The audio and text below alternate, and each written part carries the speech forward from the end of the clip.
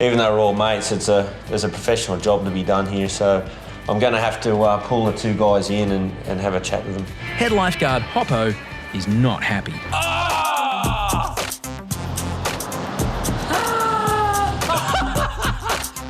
Oh, that landed right on him, man. But Jesse and Maxi have much more to worry about than a bad wipeout. I'm looking out at two of the guys that went to lunch a while ago now. It's been sort of well over an hour now that they've been out there mucking around.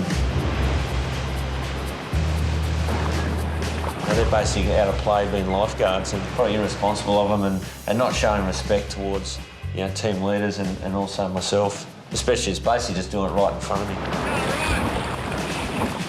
So I'm not really impressed. They're gonna get smoked. Head lifeguard Hoppo is not happy. When guys push the limit and go over the line, it's something to me is disrespectful because they get a good run, and even though we're all mates, there's a professional job to be done here, so I'm going to have to pull the two guys in and have a chat with them. Next day, Maxi and Jesse patrol nearby Tamarama. But there's an unexpected visitor.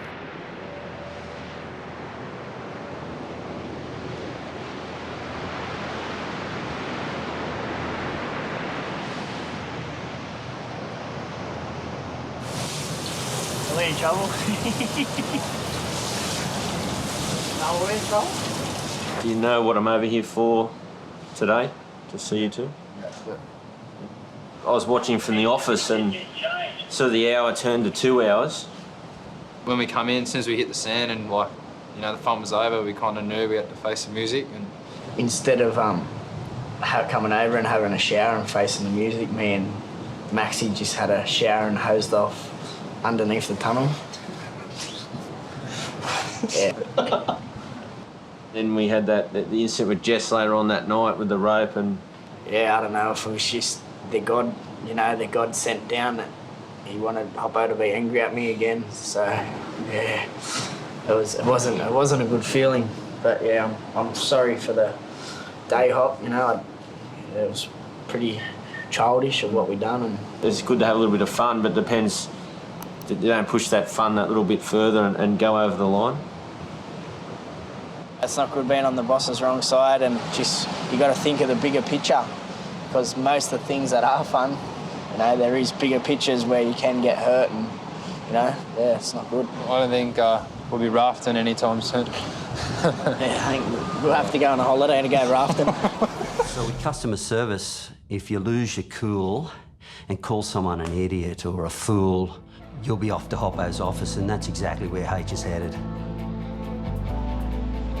I know the situation, and I know the next step is to go and tell Hoppo what's happened. Had a bit of an incident on the beach, and had a run-in with a member of the public. Over the years, I've had a lot of times we've sat H down and with these issues about customer service, and it's something that he finds very hard to deal with. I'm hoping that this situation doesn't go past Hoppo. Now listen to what he says here. I'm not happy with my performance there at all. Calling people imbecile, idiots, that's one thing we need to stamp out. We need to stay cool and calm, and then later on, you let your steam off. I got no excuse. Won't happen again. Yeah. H is a great lifeguard, but he's got this Achilles heel that occasionally comes back and bites him, so no matter how frustrating people can be, we need to keep this level of professionalism at all times. In retrospect, if I could do it again, I'd not give the guy a spray. I just want to catch up just 1 or 2 waves at Tana. It's pecking order, buddy. You're at the very bottom. Taco's conduct of late has got him in a bit of strife, and he's now across the road with the bosses. Taco as a trainee has been an interesting ride. His water skills are great, but outside of the water, he seems to struggle in other areas. Taco's come to work late a few times. I was about 30 seconds, 1 minute late, and these guys are just hammering me. Taco kind of just like sitting in the tower, waiting for his lunch break to go surfing. Taco just nosedived and nearly killed someone. But he is known to eat 8 sandwiches at once, and then he's too full to go out and work. Taco, I think you're on your radio. Sit on the radio. It was on the roof. Oh, I can't hear. Radio's on the roof. From what I can see, you're going really good at the things that you enjoy doing, but there's a few areas I think you be a little bit more proactive as a team. We've all got to chip in and do the things that people don't like doing, like cleaning the change rooms and restocking the first aid cabinet. And, you know, you'll get extra points if you put your hand up and ask to do them instead of being told to do them. You got to realise the onus is on you to prove to us that you're good enough to do the job, so... Taco, now's your time to step it up, mate. It's a big learning curve and I'm just doing my best to make sure I can come off good and pass my traineeship. Sweet. Now, over the next couple of months, you'd like to see some sort of improvement and see his attitude change towards the job and really get into it and show that he really wants to be here and to be amongst the team.